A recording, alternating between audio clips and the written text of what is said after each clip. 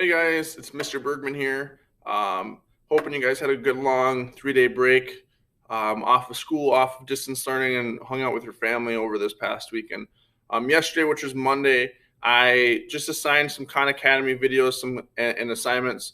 Hopefully, those are going okay. I'm hoping you guys are taking those very seriously. I've looked at quite a few of your progress on there, and it looks like overall we're doing okay. So I like the way that's going. So keep that up.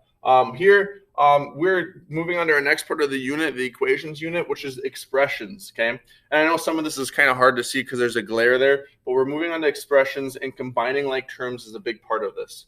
So I'm going to jump right into it, and you guys can pause whatever you need to do here. But we have 8k plus 3 plus 3k.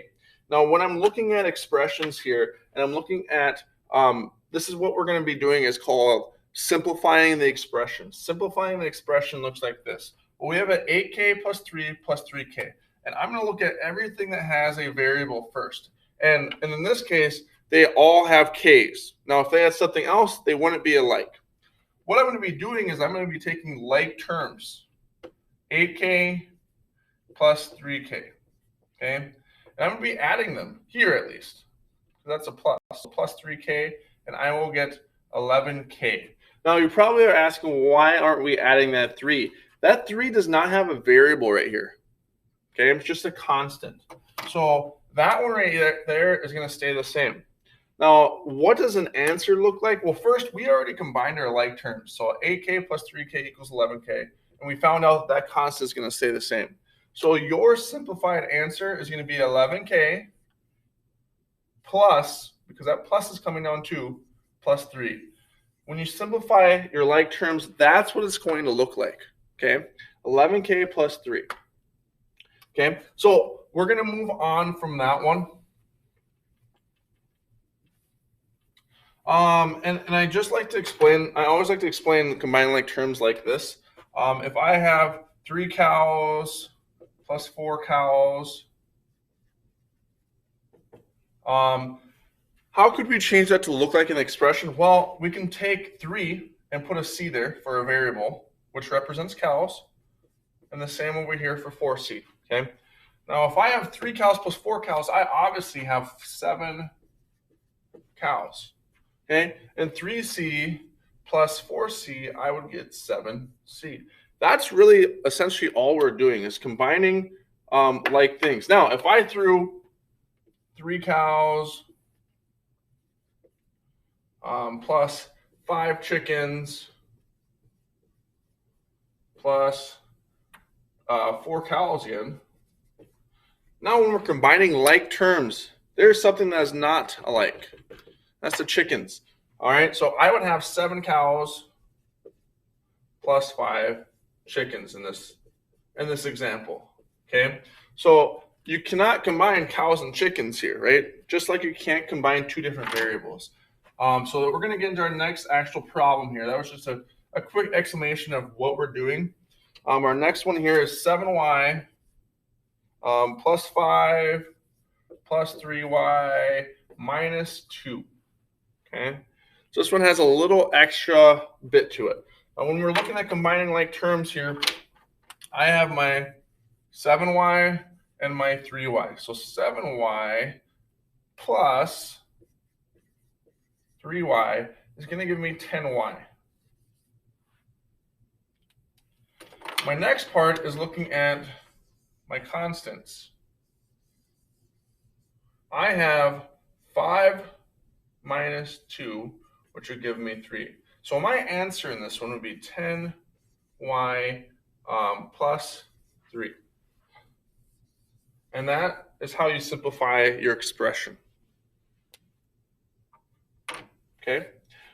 You might ask yourself, well, what is the point of us simplifying the expression? Because this right here is a lot longer to look at, and it's not telling us the exact precise story that we need. So we simplify to get down to this answer because it's short and concise there. All right, next example.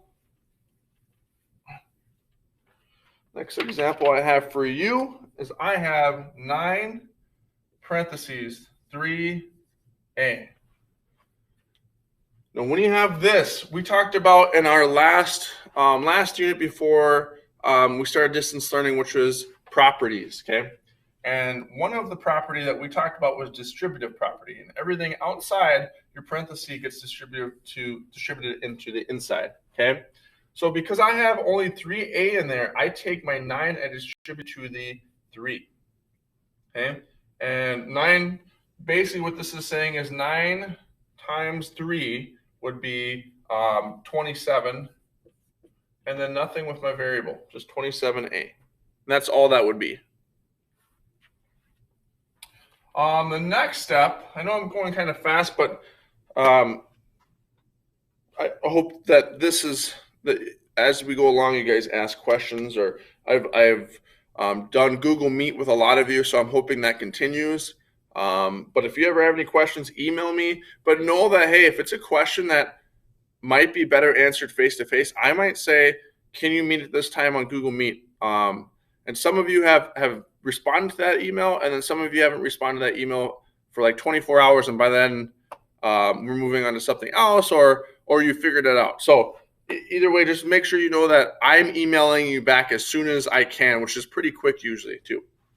Anyways, last example here. We have 2b plus 2 minus 4. Okay, actually we're going to change this to minus 2. Now, same thing is we're going to distribute 2 to the b and to the 2. And when I say distribute, just know that this is becoming a multiplication problem first here. Okay, so 2 times b is 2b. 2 times 2 is 4. And then I haven't done anything with this, so minus 2.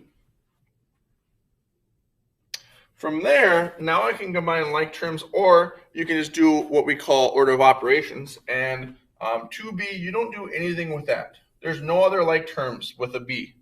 Okay? The last step is 4 minus 2 is 2. And you are finished. Other than that, guys, I don't have much for you.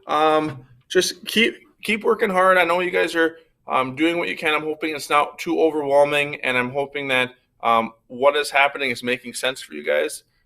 But if you have any questions, like I said, I have been meeting with people via Google Meet. It's been going really well for them. If they have questions or confusion or anything, they've been able to ask on there really quickly. So, but combining like terms, not too tricky. Just you're combining things that are like. But if you have any problems or anything, any issues, please make sure you just email me, or we can set up a time for Google Meet. Okay. All right. Thanks, guys.